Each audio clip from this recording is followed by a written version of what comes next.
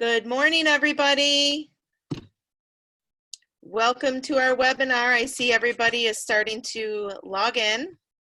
We'll get started in about 2 minutes. Good morning to all of you as you're logging in.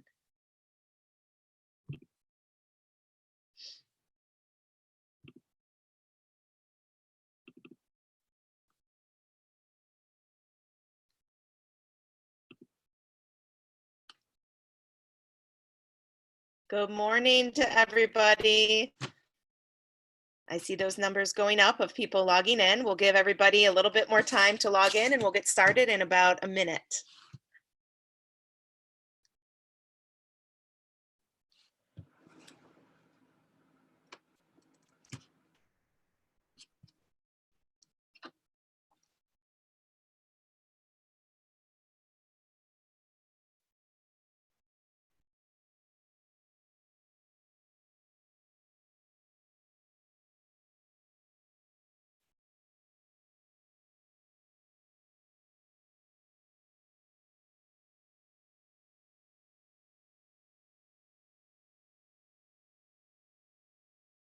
All right, so I see that a lot of you are logging in. We'll be starting in just a moment. I just received 2 new registrants who literally just registered 2 seconds ago. So I quickly need to send them their confirmation email so they can join us. So one moment, please.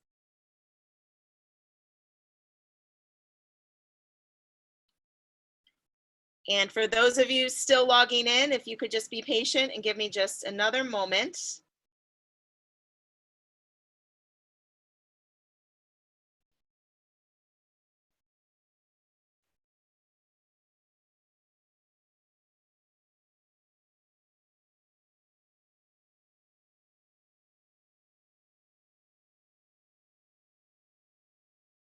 Okay.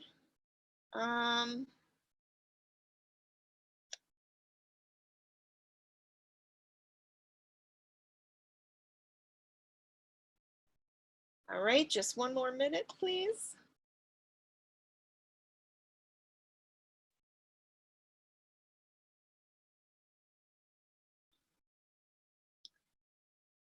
All right, and I think we can get started in just a second.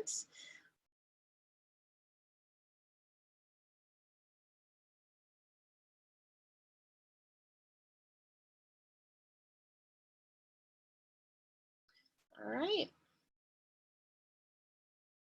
Okay, I think we're good.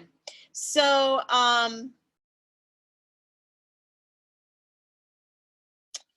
give me one moment, I'm sorry.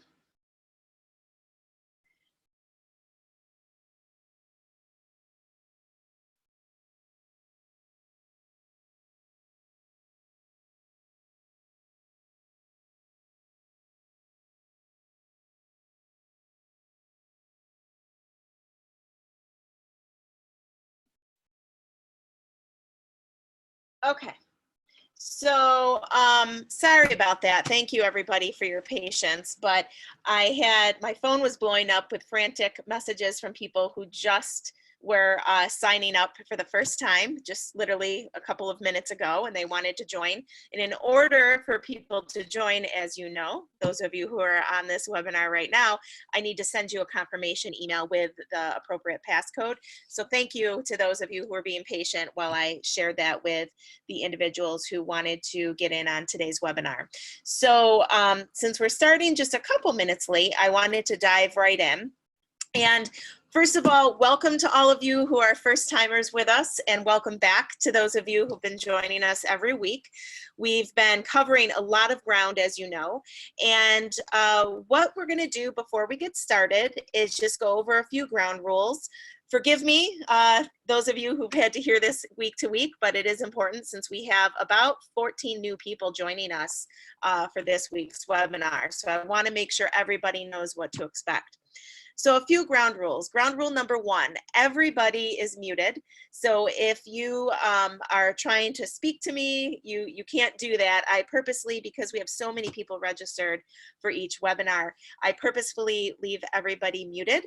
And then when we get to the last part of the webinar, which is where we do live Q&A, I will unmute you if I need you to further clarify your question in order for me to answer it for the whole group. So if you do have any questions, please make sure you enter those.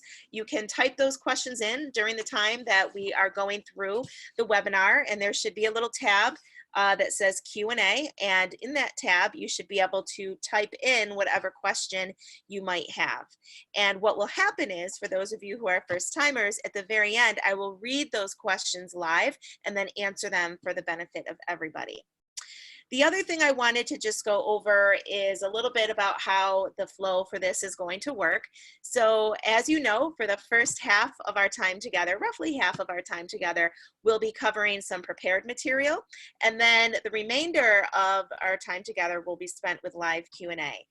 Week to week, we cover different topics, and that will lead us to where we are right now, which is to dive right into what we're covering today.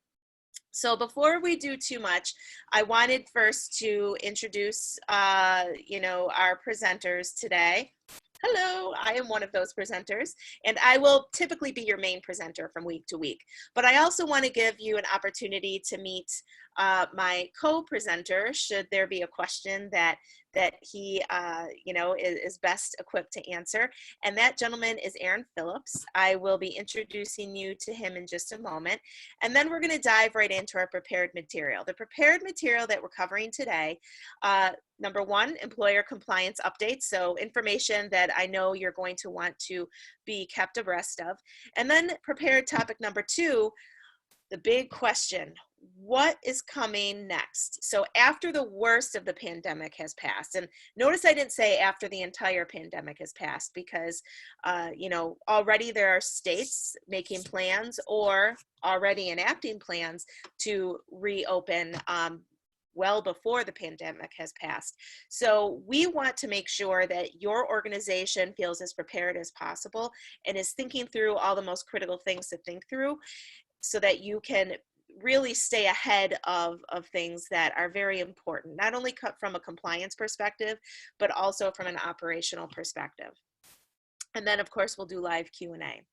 One thing I always like to explain and have as a caveat is, as you can see here, you can see my experience. You can see Aaron Phillips' experience, Aaron, who you'll have a chance to meet in just a moment. But we are not attorneys. We are not medical professionals. We are both seasoned human resource executives. And all of the guidance, all of the recommendations, all of the insight that you are receiving throughout all of the webinars, not just today's webinar that we lead, are coming from that perspective. So they're coming from the perspective of two professionals who have had, each of us, 2 decades worth of experience as human resource professionals, as human resource executives, and that is where the perspective is really coming from.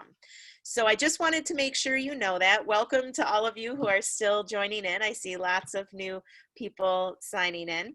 So I'm going to introduce you to Aaron Phillips. I'm going to unmute his microphone just so he can say a couple words. Aaron? Good morning, Elizabeth. Thank you for hosting the webinar. And, we've got over 70 people have registered for today's, and, and now obviously that was 24 hours ago, and so many more. And so what our organization is so focused on is really hopefully providing some resources for each of you on the call to help you weather this. And what Elizabeth wants to and has been doing consistently is not only just through this webinar, but really engaging our clients and even folks that aren't clients through conversations, helping them out and manage this. And so we want to help everyone feel like they have a resource. You don't, some of our HR professionals feel like they're on an island right now. you don't have to feel that way. Hopefully through this webinar and through access, you've got both of our email addresses and cell phone numbers available. We are here to help and support you. So we're just happy, so excited to have, over 14 or 15 new people today and well over 70 that have registered. Welcome, and looking forward to working with you and learning about what we have on topic for the day. Thanks, Elizabeth. Yes, thank you, Aaron. And just so that everybody knows, what Aaron was just covering led me to think of something else that I wanted to just clarify. I don't want to take for granted that those of you who are newer to these weekly webinars already understand this, but as Aaron stated, even if you're not a client of ours, it doesn't matter. This is a free service that we're offering. And if you have any questions, any specific questions that we don't necessarily have time for getting into during the weekly webinar format, or maybe you're not comfortable asking in a group format like that, please feel free to email me, call me, and I am really good about getting an answer back to you, typically within 24 hours of a turnaround time. I'm even happy to schedule calls with you just to talk through some of these things. And the reason why is because truthfully, it takes a village to get through this. This is a pandemic. None of us on this call have ever lived through, as a working professional, as a business owner, as a nonprofit leader. We've never lived through a global pandemic like what is happening right now. So we at Decision Associates, and me as well, we really, really believe that it's important for all of us to pool our resources together and just help each other and learn from each other. So that's really the spirit of what all of this is. So we're going to dive right into our first prepared topic, and that would be the topic of compliance updates. Now, first I want to start with some federal compliance updates. I understand that many of the people on this call might be responsible for the human resource function, but I also understand that a lot of people on this call might be business owners, might be leaders in different capacities, and all of the people on this call are super, super busy. So it's not always easy to stay on top of all the compliance updates.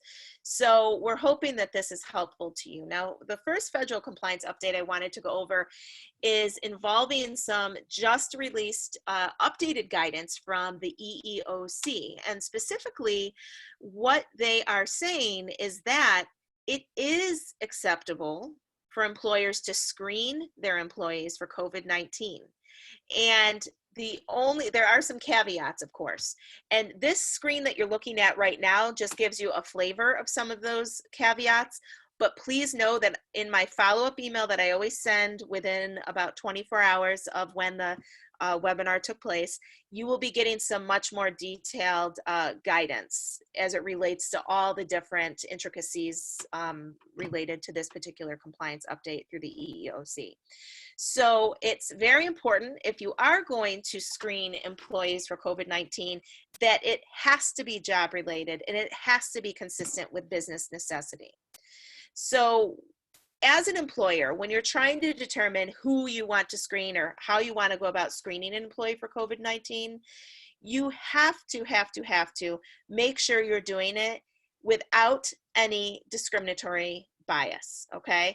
So it has to be done on a non-discriminatory basis, which means the best way to do that is to make sure that all employees entering the work site are tested. That way, certainly no one could argue that it's discriminatory because everyone's receiving the test.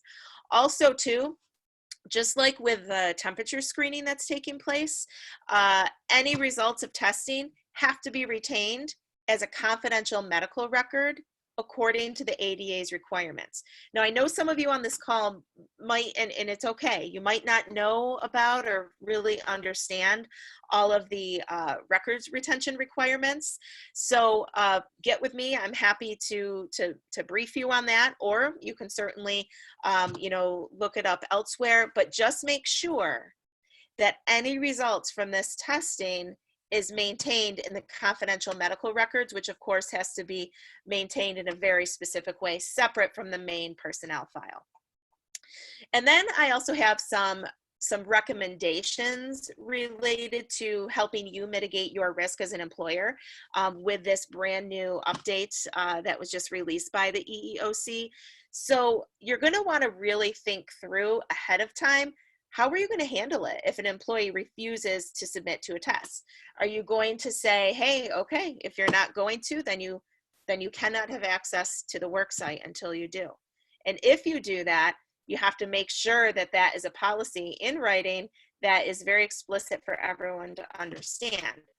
Also, too, depending on your particular state's wage and benefit laws, wage and hour laws, you might be required to pay your employees for the time that they're waiting to be tested and for the time they're waiting for a result. So you're going to want to make sure you understand that. Keep in mind that on these webinars, we have employers from Ohio, we have employers from Pennsylvania, and we have employers from New York State. So all three states can have very, very different wage and hour laws and requirements. So it's important that you understand that. Also, too, you want to make sure, this is just some recommendations, you want to make sure that you require your employees to consent in writing to the screening. And also, you know, as they're doing that, making sure that they're acknowledging that this is in no way, shape, or form a test that is intended to be diagnostic. Also, too, you want to make sure, because as I just stated, all different people on this call are representing different organizations, different parts of the states that they reside in, and you want to make sure that you confer with your local or state health department so that whatever test you use is deemed reliable. You don't want to just Google it and get the cheapest test out there. And you want to think about ahead of time, you know, what conditions are we going to need to have in place in order to allow someone who had tested positive to return to the workplace? So those are just some compliance, risk mitigation recommendations that I'm making. Those are not outlined by the EEOC. What is outlined by the EEOC is what is above that. And those are going to be shared in much more detail with some follow-up information after today's webinar. The other compliance update or federal update that I wanted to give has to do with something that's hot off the press just before 7 p.m. yesterday evening. As most of you on the call probably already know, the House approved a $484 billion bill to aid small businesses. Now, this bill is intended to replenish the funding that was already exhausted as of April 16th. It only took 2 weeks to exhaust the initial funding of the initial $350 billion that was released through the Paycheck Protection Program. In this newly approved bill, $310 billion will be allocated for the next iteration of the Paycheck Protection Program. That's a mouthful. Say that 5 times fast. Again, we're going to share details and recommendations that we have, things for you to consider as you do your best to position yourselves to get this next release of funding secured for your organization before it runs out. I'm sure it'll run out rather quickly, but you know, we just wanted to at least make sure everyone on this call is aware of this. Also, too, one thing that I want to make sure you're thinking about immediately, as far as how and when to apply for the new round of funding. So first of all, the lender enrollment and new loan applications, they are not yet being accepted. And the reason why is because although the House approved the bill, it hasn't been signed into law yet, but that will be coming very, very soon. So according to the research that I did and according to what the United States Small Business Association is stating, they expect that they will announce very soon when they will officially be taking those applications. So while you're waiting for that announcement of when the applications can actually be submitted, I'm going to encourage you to collect all required documentation and send it into your bank lender so that your bank can submit your application the moment that the program opens again. All right. So please, please, please don't just sit idly by and wait to find out and then get your information together. You're not going to want to do that. Instead, what you're going to want to do is get with your bank, your lending bank right now, today, Ask them what type of documentation is going to be required. Get on the stick immediately to collect all that required documentation and give it to them so that your application can be submitted immediately once the program opens again, and hopefully you get in before the funds dry up. All right. The next compliance updates I want to give are state specific this time around for the states of Pennsylvania. I'm constantly screening and scanning, to see what updates there are for New York State as well as Ohio. And this week, the only real newsworthy updates have to do with the state of Pennsylvania. So Governor Wolf announced that all construction industry businesses, you are able to resume in-person operations beginning May 1st.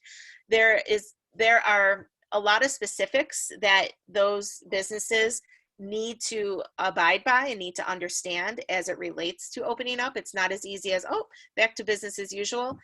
There are very specific things that they need to follow. So again, that'll be some additional information that we share with you after today's webinar.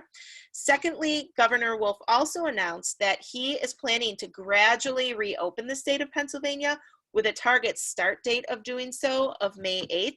Again, I mean, I wanted to share more specifics about this with you during this webinar, but I realized we could get so far into the weeds and it would really gyp you of getting the necessary detail that you need in order to understand it. So instead, I wanted to at least give you the heads up, these things are happening. And again, I will share a very specific, very detailed information about the phased reopening in the email that I send within the next 24 hours after today's webinar. All right. So now we're going to talk about the next topic. I'm just looking at the clock to monitor and track our time. And the next topic is, okay, what do I think about? What do I do to prepare for what's next? I mean, so much has happened at lightning speed beyond our wildest dreams. If you were to have asked any of us on this call just a few months ago if we'd be sitting where we are today talking about these topics, we'd probably look at you and think you were crazy. So we want to make sure that we're as prepared as possible for what is coming next. So to start with, I want to share with you some statistics. And these statistics came from a survey that was conducted by SHRM, which stands for the Society of Human Resource Management, in a little bit earlier this month. And in this survey, they spoke with a little bit more than 2,200 HR professionals representing numerous industries throughout the entire country. And based upon the results of that survey, here are some of the top challenges faced by U.S. employers. 71% of us are struggling to adjust to remote work. I think I see some head shaking for those of you who are on this webinar. Yes, it has been a huge struggle to adjust to remote work, and I think that's something we can all relate to. 65% of employers say that maintaining employee morale has been a huge challenge. This was a topic, as you know, of an area of focus in a webinar that we did, I think, 2 weeks ago. For those of you who weren't able to join us on that webinar, if you would like some information that was shared, I actually had put together a pretty comprehensive guide on, effectively managing and initiating and maintaining a high morale culture with a remote workforce. So I'm happy to share that with you. Just send me an email after today's webinar and I'll be happy to share that with you. Over a third of employers are facing difficulties with company culture, employee productivity, and leave regulations. I mean, it has been mind-boggling to try to keep on top of all of this. So what does this mean? Well, let's look a little bit further. 40% of employers have shut down certain aspects of their business. I'd be interested to do a survey. And in fact, you know what? I'm just thinking of this on the fly. I think I will send a survey to everyone who has registered for these webinars just to compare, and I'll share it with you during next week's webinar, just to compare some of these national statistics with the population and industries represented in our webinar audience. So 40% of employers have shut down certain aspects of their business. I'd be curious to know how many of you have had to do the same. 83% of employers have had to adjust business practices. And of the business practices that had to be adjusted, Half are no longer hiring. 31% have had to lay workers off. 15% have permanently cut headcount with no intent to rehire. 38% have decreased employee hours. 19% have reduced pay rates. 14% have hired more employees. 10% are considering it. 32% are offering additional paid leave for employees, and another 18% are considering it. And just to clarify those stats, the last one about offering additional paid leave for employees, that would be additional paid leave above and beyond what the government has already mandated. So those are some additional statistics. So what does this tell us? Well, here's what it tells us. This is clearly not a business as usual situation, nor should we think or expect it's going to be once the pandemic, certainly once the pandemic is behind us, but certainly as it begins to slow down. So as a result of that, you know what? The priorities of your employees have changed. The employees that you said goodbye, farewell to when you were sending them home to work remotely or laying them off are not going to be the same employees that come back. Now, I don't mean that in a literal sense. I mean that figuratively. Their priorities have changed. Their perspective has changed with everything happening. Therefore, of course, your organization's priorities have changed. I'm sure everyone on this call can say to themselves, yes, our priorities have changed. We've had to consider things that we never thought we'd consider. We've had to make changes that we never dreamed we'd have to make. So absolutely, your priorities have changed as employers. And the playbook is being rewritten right now in real time. It's being rewritten. And things will never be as they once were. I know this is a really hard pill to swallow, and change never feels good to any of us. But it's important that we acknowledge the fact just so we can begin to prepare ourselves mentally and then, put a plan in place, which we're going to help you with in just a few moments. It's important that we accept the fact that it's not going to be how it once was. And I know that might come across kind of harsh, but I really think we need to stop saying, oh, I can't wait for things to get back to how it used to be. I'm going to suggest that that's not going to happen, and I'll tell you why over the course of the next handful of slides. So what's it going to take? It's going to take business owners, organizational leaders, nonprofit leaders, HR leaders, like those of you who are on this call. It's going to take all of us to band together, to be resilient, to be innovative, to be agile, because all of us are facing this pandemic recovery together.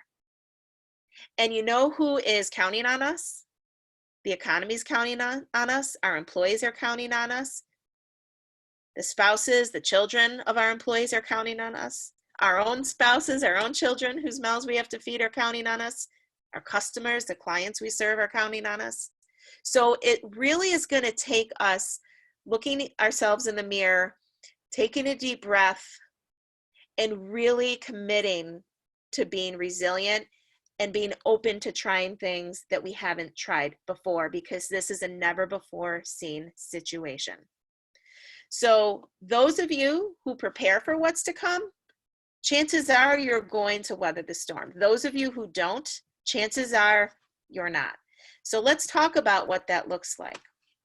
So I'm going to suggest that when we are in the process of returning to work, and let's use the state of Pennsylvania as an example. I just showed you a few slides ago the update that about what Governor Wolf had announced, that he is planning to reopen the state with a phased-in approach beginning May 8th. Okay. Well, it's going to be a choppy return to work. So in other words, what I mean by that is that the outbreak is, forecasted to persist throughout the summer and even longer. Okay. So that means that local, state, and national restrictions to mitigate the outbreak, those are going to ebb and flow. And it's not going to be a situation where, oh, okay, it's going to be a hard stop on this date and then we're going to get back to normal. No, because the forecast for the outbreak is going to ebb and flow, so too are the restrictions to mitigate it. So you have to think about that. I'm going to recommend, based on the research I've been doing, I'm going to recommend that you plan for up to 18 months. And that's probably on the extreme end, but I'd rather see you plan on the extreme end and be over-prepared than under-prepared, but I would plan for up to 18 months of these repeating cycles and waves of virus flare-ups, and then of course the resulting government controls until a vaccine is developed. Now, hopefully, if you do take this, these recommendations to heart and you do plan for up to 18 months of these repeating cycles, hopefully you won't need all 18 months. Hopefully I'm wrong. I've never wanted to be more wrong in my life. Hopefully it's just a matter of a few months. But as we've seen, things are happening in ways that we wouldn't have imagined just a handful of months ago. And epidemiologists, they say that this second wave that's coming to hit this fall, and I'm sure many of you have read the same updates from the CDC and from different professional publications as I have, but a lot of them say that the second wave predicted to hit this fall and this winter could actually be larger. And part of that reason is because they anticipate that it's going to happen simultaneous with the regular flu season. So just some things to think about. It's going to be a choppy return to work. Now, what I've shared with you here, I wanted to give appropriate, credit to where I found this slide, this chart, this graph that you're looking at. But this is a timeline that was released by Morgan Stanley. And it is just something that they had put together based upon their research as far as the projection for what it would look like with employees returning to work. And you'll see that employees would be returning in June based upon their projection. I cannot take credit for this. They're just projecting that employees will be returning in June, and then the second wave of employees returning to the workplace in midsummer, and then schools reopening in the fall, followed by a potential second infection, which would be starting in the October-November timeline. And you'll see that this particular projection shows that a vaccine will be available in May 2021. Now, of course, we are not saying this is fact. This is just one organization, Morgan Stanley's projection that they had put together to share. But what it demonstrates, and why I wanted to share it with you, is you can see in a visual sense how it's going to ebb and flow in accordance with what I just said just a few moments ago. So let's talk a little bit about how your employees have changed and what to expect from that perspective. Okay, so much like many of you on this call, yes, all of us on this call have been blessed to still be working during this time, and for that we should be very, very grateful and appreciative. However, the way that we're working is different, right? So just like you, the time that they've been spending with their families, it's changing the way that they look at their careers. And I'm sure many of the people in this webinar, you too are probably changing the way that you look at your careers in that aspect of your life with everything that's happened. What we've been going through is truly life-changing as a nation and as a world, really. So therefore, the flexibility that your employees once requested from you is now going to be demanded. And what do I mean by that? What I mean by that is, guess what? Childcare is going to be an issue. Employees may not be able to return to work on site, even if Governor Wolf says, yep, they can come back and they can come back to work. Guess what? There are predictions out there saying that up to 20% of the child care providers that your employees have been relying upon in the United States are no longer going to be in business for various reasons as a result of COVID-19. That impacts a huge portion of your employees. So when I say the flexibility they once requested will now be demanded, that's an example of the flexibility I'm talking about. Flexibility such as, hey, is it possible for me to work from home a few days a week or 2 days a week so that I can try to finagle childcare with my in-laws or with my brother or sister who has offered to watch them, but they just can't do it 5 days a week. That's just one example of what I'm talking about. Many employees won't be comfortable returning to work on site, even if they get the green light to do so. This has really scared a lot of us in ways that we never thought we'd be scared. So your employees might not be comfortable returning to work on site, even if they get the governmental green light to do so. Also too, to keep costs down, a lot of you are probably going to keep your employees working from home into the future beyond when the government says, yep, you can come back, you can open your doors again. A lot of you, for various reasons, I bet you are going to end up keeping your employees working from home longer. And guess what? Some of your employees, they may choose not to come back at all. And what I mean by that is this: don't forget, employees with children at home who've been able to work from home, therefore not making it necessary for them to use the emergency family and medical leave provided by the Families First Coronavirus Response Act. If the government mandates, for example, that your, or I shouldn't say mandates, if the government gives permission for you to open your doors again, and it doesn't coincide with the schools being reopened, guess what? Those employees of yours with children at home who previously were able to continue working for you because their children were at home, they don't have childcare. So they may choose not to come back, and instead they may choose now to use that emergency family and medical leave time that they are entitled to, but they haven't yet had to take advantage of. So that's something else that I would expect to change. And therefore, I'm going to say that your operational practices will need to change. And I just tried to brainstorm through various research that I've been doing, through various conversations I've been having. I tried to really put together a comprehensive list of some of the operational practices that you're going to need to consider changing. So number one, employer paid hazard or premium pay. Well, guess what? I'm not just talking about the hazard or premium pay that the government is considering signing into law, which they have not yet, by the way. I'm talking about hazard or premium pay during waves of the virus flare-ups in industries that typically are not high-risk industries, for employees who typically have never had to even worry about such things. But they may be saying, you know what, I don't feel safe coming back to work.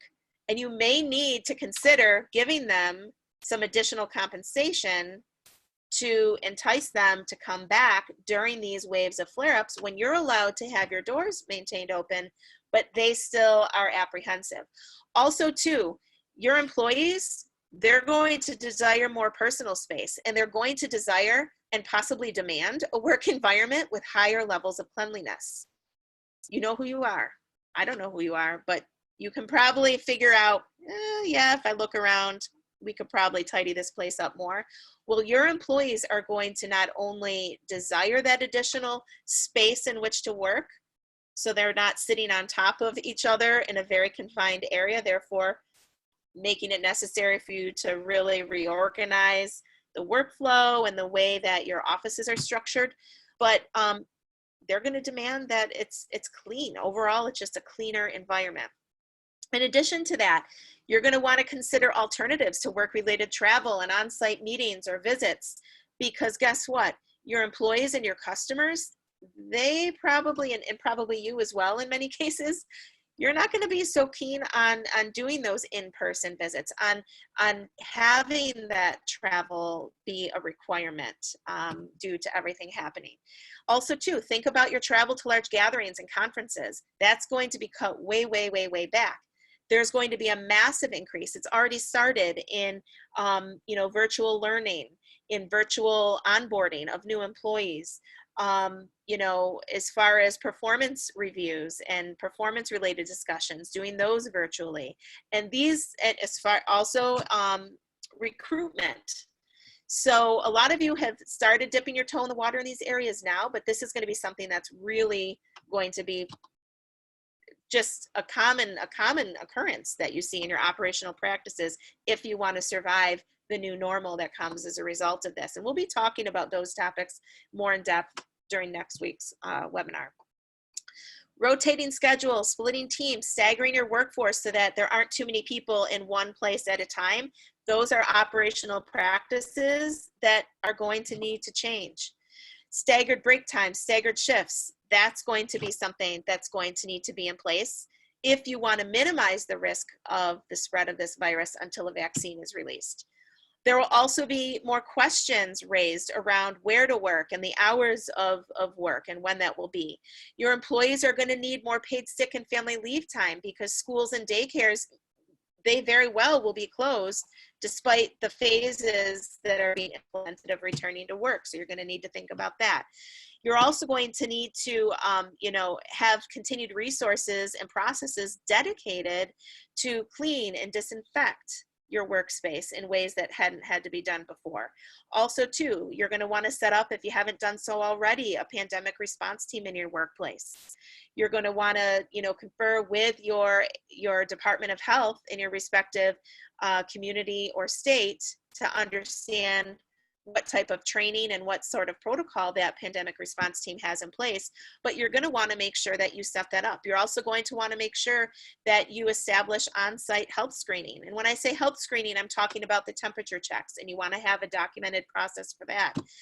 Coming up with protocols for how to isolate employees once they come to work if they're sick. So I just rattled off the top of my head, and I'm sorry to go through it so fast, a whole slew of operational practices that are going to need to change. So what are you to do? Well, we've put together some best practice recommendations.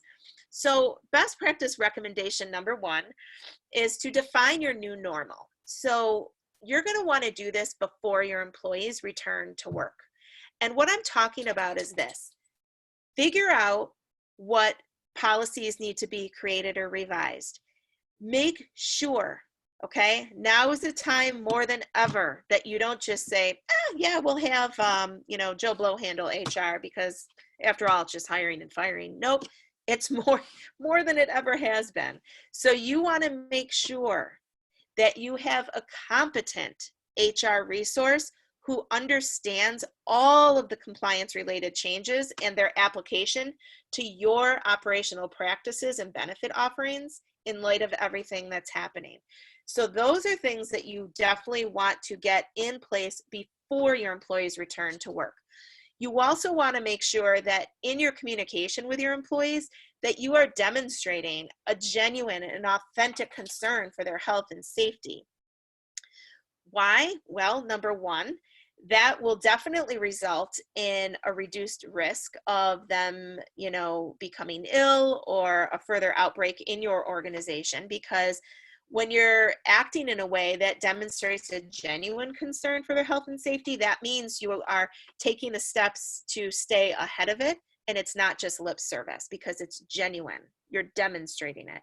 So therefore, if you're doing the things that need to be done, there's going to be a reduced risk of them becoming ill. It will also reduce in an increase in productivity because as you are working to phase back up to your organization's required output, if they see and they feel and they experience the benefits of you demonstrating a concern for their health and well-being and putting the practices in place to do so and coming up with the operational practices that are modified, such as what we just talked about in the previous slide, it's going to position them to be in a place where they can be as productive as humanly possible under the current circumstances. I'm also going to recommend that you review your existing flexible workplace policies. Some of you have had them, some of you haven't. Even if you did have them, dust them off, take a look, and see if it makes sense to update them so they can be more robust in light of what we've been talking about today. If you have employees who can perform their job remotely, which now has been a perfect time just to test it out and see if they can, allow them to continue doing so. And in making those decisions, you have to be prepared in advance to explain to your employees, what positions, in a very defined way, what positions will be permitted to telework, what positions won't be, and why. You also want to make sure you develop policies that address, how and when your organization will conduct temperature checks. You also want to develop policies that address cross-training your workforce. There are going to be more employee absences than you've ever had before. So instead of, being shocked by that and taken off guard, plan ahead and figure out, okay, let's come up with a cross-training plan to address that, because we're going to need to, increase the breadth of knowledge in our workforce. You're going to need to develop policies that account for social distancing in the workplace. You want to come up with policies that address increased practices of cleanliness and sanitizing. You want to come up with policies that address how to stagger your work schedules and break times and reduce the overall occupancy in your workplace. And you want to come up with policies that address whatever your respective emergency response plan is going to be for a suspected or confirmed case of COVID-19. Now, for those of you who were on, I think it was last week's call, they're all blending together, we talked about this topic, what to do if we, if we have a probable or confirmed case of COVID-19. And as you know, for those of you who've been coming to these weekly webinars, for those who register, you get the benefit of getting some of the tools that we have developed in order to help you through that. If you weren't on last week's call, and if you would like to, see an example of a tool that one of our clients had developed for an emergency response plan for a probable or confirmed case of COVID-19, send me an email and I'd be happy to share it with you. They did give us permission to share it. So that is just one example that you can use as a template to start from. So there is more to come on this topic. I'm looking at the time, it's already 11:44, and I purposefully wanted to only have this as the main topic that we talked about today, because there's so much that could be said. Hopefully I whet your appetite enough so that you know what to start thinking about. And if you are interested in hearing more about this topic, I'll be co-presenting with Wei-Shin Lai. She is someone who previously had her own medical practice and actually was offered a position years ago, earlier in her career, to work with the CDC in epidemiology. And she's now a very successful entrepreneur from the Erie region. I'm sure many of you on this call have heard of her before, but she is going to co-present with me. And the first half of the presentation on Thursday, May 14th, is going to be her covering the medical and scientific side of restarting your business and getting it, more operational as we're phasing back into reopening the workplace. And then I'll cover the second half of that particular webinar, where we'll be talking about the compliance side of reentry from an HR standpoint. So I don't believe that the registration link has been sent out yet or shared by the Erie Regional Chamber and Growth Partnership for this, but I'll make sure that anyone who has signed up for my webinars gets a personal email from me sharing this link so that you can sign up to do so. So as you know, I always I solicit and I take and I share any questions and answers that are provided prior to each weekly session. And again, in the spirit of having all questions and answers benefit the greater good of everyone on these webinars, I wanted to share with you 2 questions that were submitted prior to today's session, and then what the answers are. So the first question you see here: one of our employees was experiencing symptoms of fever and body aches earlier this week. He called off sick and went to an urgent care center and was tested for COVID-19.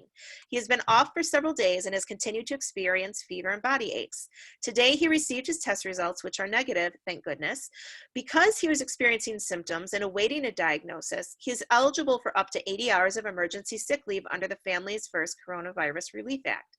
In calculating his regular rate of pay, I have seen language stating that bonuses should be included in the calculation of the rate. Our employees receive longevity pay each year based solely on length of service, not at all tied to performance or merit. The longevity payment will be paid to him later this year in full.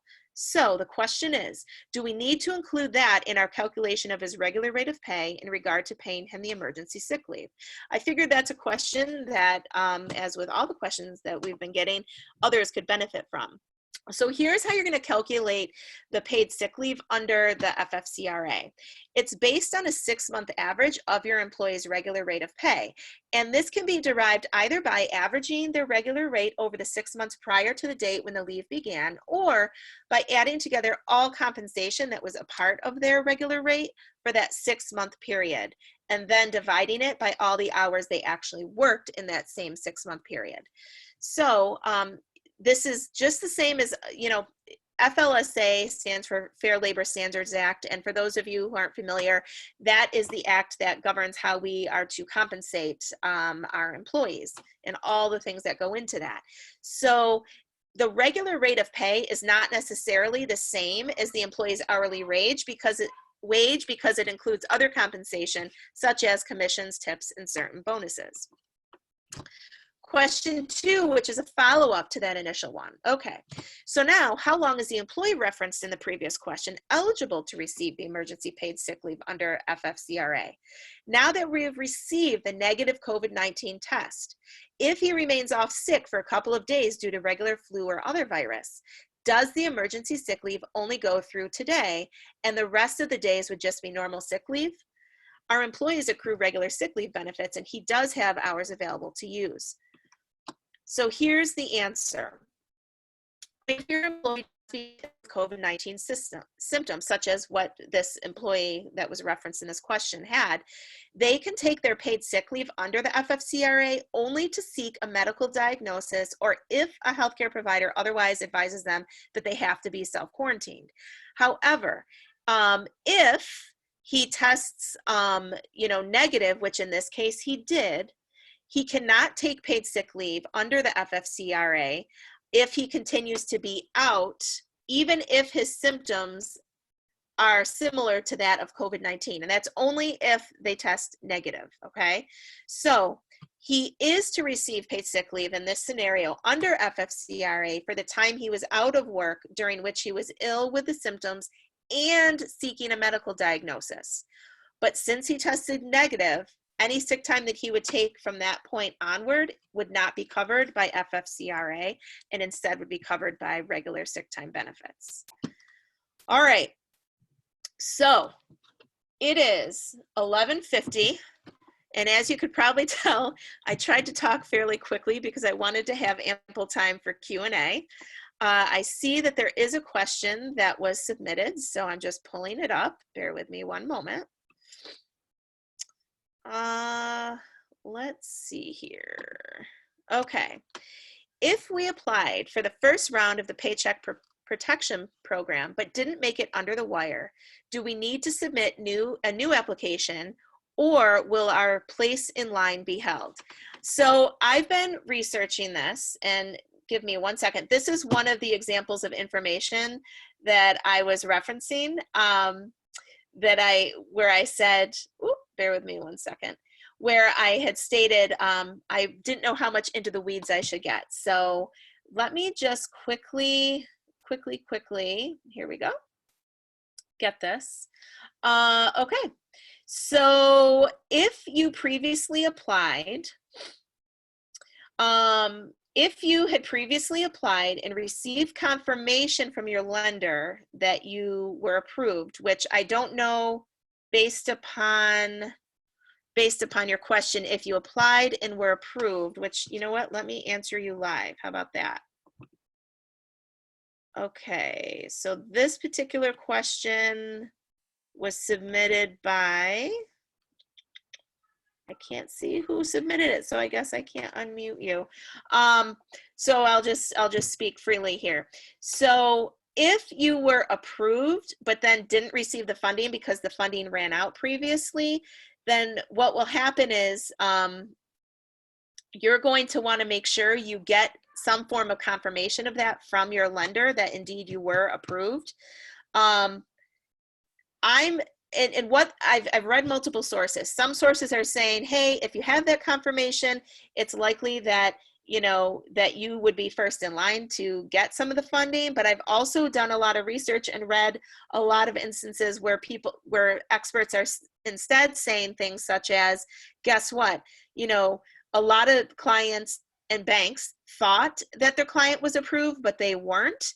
So the best way to be proactive is to plan on submitting an application again. So I'm going to suggest, based upon the research that I've been doing, I'm going to suggest that you immediately talk to your lending bank officer and you ask them, hey, what do I need to do to resubmit a new application? Because you can never go wrong with doing that. It's better to do that based upon the research that I've been doing about this topic than to assume that everything's fine and then miss out again. So we don't want that. Next question. Has anyone worked with the Shared Work Ohio program? I am planning to submit a plan application and am not finding the guidance from Shared Work to be sufficient to answer all of my questions.